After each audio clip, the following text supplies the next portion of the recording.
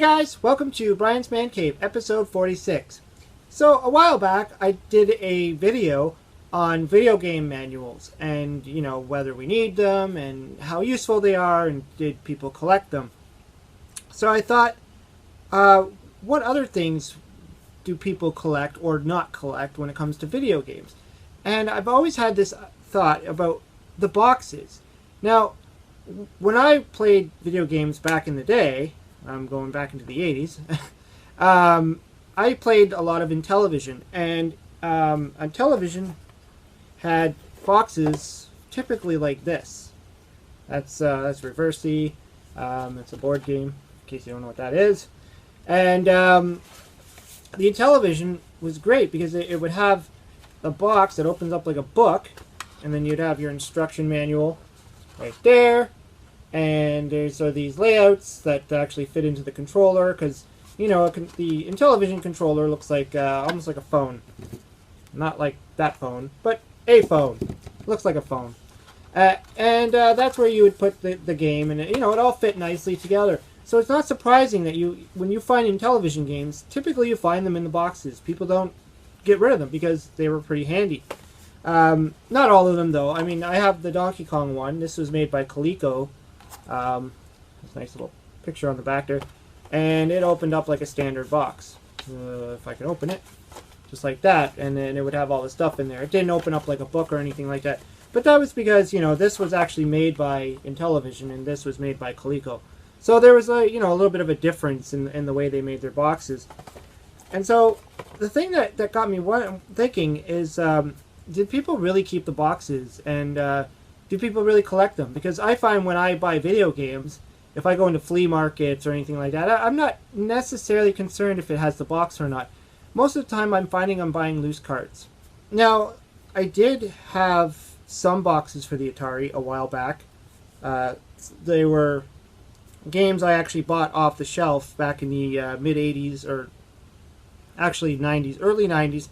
I bought a few games right off the shelf, like Keystone Capers and Midnight Magic and Taz. Like a few games I actually bought the box, and it came with the box. And unfortunately, during one of my many moves, a box went missing. I still get angry about it because I lost a lot of good games. But all of my boxed Atari games, and I even had ColecoVision in boxes, and they're all gone. But I mean, I do have this one, Star Raiders Atari. This is like the only Atari game I have in a box. And there's a reason for that. And I think a lot of people have this, that have an Atari or that collect for Atari. This actually came with controllers, or a keypad, I should say. And so that's why, it was sold this way. So a lot of people just kept the box so they could store the keypad. And then inside, you would actually have the Atari in the box itself. I don't know why they had to put it in a box. Maybe they sold this separately as well. I don't know. But that's just the way it was sold, and I think that's how a lot of people kept them, because I've seen a lot of collectors with this. But, yeah. So, that one aside, I mean, I was just looking at some of the other boxes, and some of the reasons why I decided to keep them, because most of the time, when I bought Nintendo games, I didn't really keep the box. There was one period of time where I was keeping them, putting them aside, and then I thought, what's the point? And started getting rid of them. I probably shouldn't have done that, but there was a few I kept because I really liked them. Like Super Mario Bros. 2. I just thought that the box looks cool. It's, nice blue color, looks nice, got the artwork, got the game on the back. That was cool. For some reason I kept my Flintstones box. I don't know why. I mean, I like the Flintstones. Maybe that's why. Maybe, Fred's on there. This isn't the super rare one. This is just the original, the first Flintstone game that came out for Nintendo. I know there's a second one, and it's really rare and expensive, but no, this is just that one. And of course, Back to the Future, because it's Back to the Future, and I'm a huge Back to the Future fan, and I love the car, I love everything about it, and so I had to keep the box. I mean, and I bought this used. I remember buying this used. I didn't buy this brand new, and it had the box, so that was pretty cool. Pretty cool haul. I did keep a few Game Boy games. I would say like this was probably like probably my first Game Boy game. I bought this one, and Paperboy. It's a nice box. I mean, small, very compact, but that's cool. Super Mario Land. Some of the more modern ones, like Donkey Kong, Game Boy. It's got the artwork on the back there, the pictures and all that stuff. And Super Mario Advance, for Game Boy Advance. Same boxes, I mean, all different, this is the original Game Boy. This one came out around the Color times, and then there was this one, which is Advance. So they decided to keep their boxes relatively the same, which is interesting because a lot of times you notice that each year they would have a different box. For instance, the Super Nintendo. I mean, this is the Nintendo. This is the Super Nintendo. I mean, looks like they just kind of tilted it. It's a much thicker box. Just put it up there. The thicker box. Probably easier for them on the shelves or something. I don't know. And of course, inside they would have that the tray to hold the game and all that stuff. Now we got the Sega Master System. Now this is where things got different because they got this like hard plastic case, and it's kind of like got that, I don't know what you call that, like a laminate type of stuff over top of it. And much like the Intellivision, kind of opened up. You have your game in there. You have your manual. Kept the game nice and snug inside there. I mean, pretty good design. There's a reason to keep this box. I mean, it's boring. It's white. There's not a lot of artwork to it. It's not graphically pleasing like a Nintendo game. So, that's just the way they decide to market it. I kind of talked about that with the manuals as well. With the Sega manuals, they were kind of boring. But they did change it up when they made the Genesis. This is Kid Chameleon. It's the same kind of packaging, hard case. You know what these remind me of? If you ever rented videos in the past, VHS videos, it's kind of like one of those.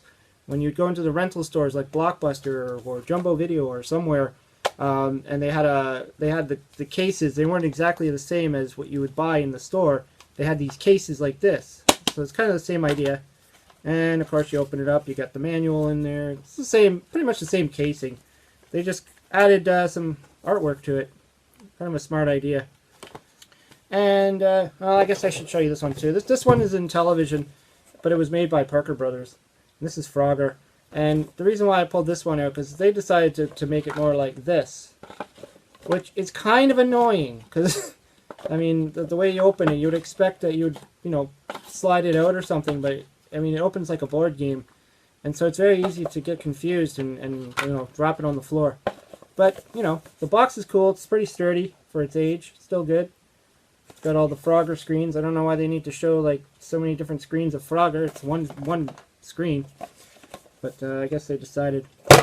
And of course, since we've moved out of cartridges and all that stuff, and then we went into this type of thing, the CDs. We went into the CDs, and this is when it kind of got boring, because now it's just a CD jewel case and whatnot. And I mean, yeah, it's much more, or I should say, it takes up a lot less space. You could stack them with like all your other CDs and stuff.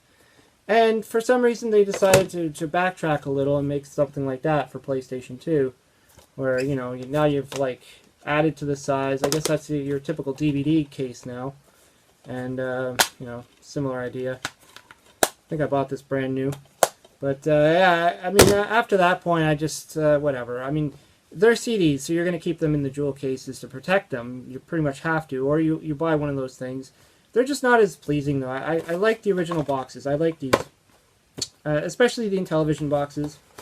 Unfortunately, with a lot of my Intellivision boxes, they got smushed. This one's actually in pretty good shape, but a lot of them are pretty smushed. What are you going to do? I mean, they're old. Like, this is, what, 1981? So, yeah.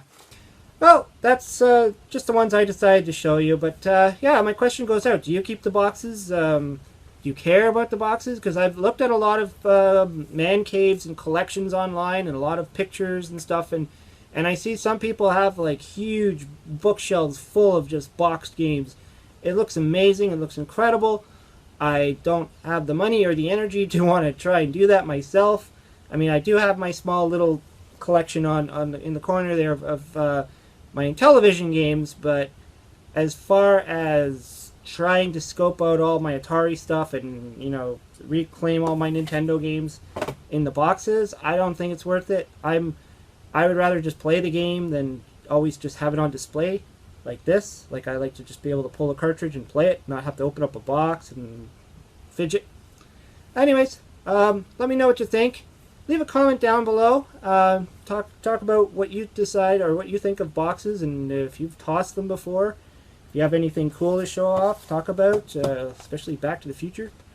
And yeah, I'd love to hear it or read it. Hope you liked the video. Hope you subscribe. Talk to you later. Thank you for watching Brian's Man Cave, and to all those who have subscribed to my channel, and to all those who like to leave comments. Just as a reminder, I also have a page called Man Cave Connections. This is where you have a chance to show off your own man cave or woman cave, and also look at others. Just simply go to www.briansmancave.com for details, and you'll see a menu item which says Man Cave Connections.